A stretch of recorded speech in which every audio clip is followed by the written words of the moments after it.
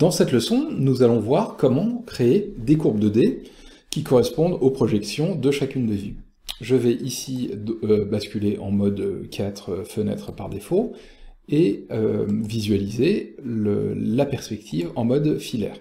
J'active la vue de dessus, et donc dans Dessin, j'ai une commande, ici Dessin 2D, qui me permet cette opération. Donc là, je peux l'activer ou taper Dessin 2D directement dans la ligne de commande.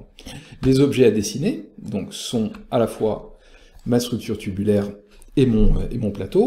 Entrée, une fenêtre s'ouvre, la vue correspond à la vue dans laquelle ces géométries vont être créées, vue de dessus en l'occurrence. Les projections, je vais sur projection américaine, ici, propriété de l'objet à partir des calques originaux, bord tangent, je désactive, les lignes cachées, oui, je veux les voir, la silhouette, non, je veux grouper les résultats, et je veux les positionner sur un calque qu'on peut appeler leçon table B10 dessin 2D.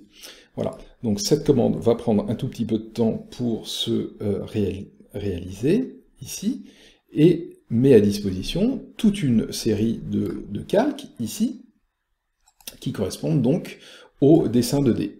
Donc là, je vais ici cacher donc mes calques actifs de géométrie, ici, voilà, et j'active le calque, le son 2D.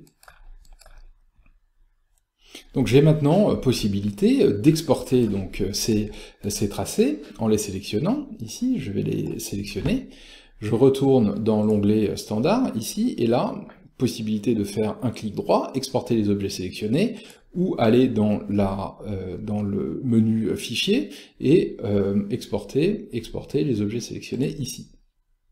Donc là, j'ai toute une ribambelle de possibilités, et notamment la possibilité d'enregistrer ça sous forme de fichier Illustrator, ici, ou fichier AutoCAD DXF. Donc là, je vais choisir le fichier Illustrator, et là, je peux l'appeler dessin 2D, table B10. Voilà. Et je l'enregistre. J'accepte les valeurs par défaut. Les courbes 2D sont maintenant à disposition sous forme vectorielle pour continuer à détailler, pour créer une illustration, l'incorporer éventuellement dans une image, dans Illustrator, voire dans Photoshop. Ce cours touche à sa fin. J'espère qu'il vous aura permis et facilité une première prise en main de Rhino et vous permet d'entreapercevoir les possibilités de ce logiciel.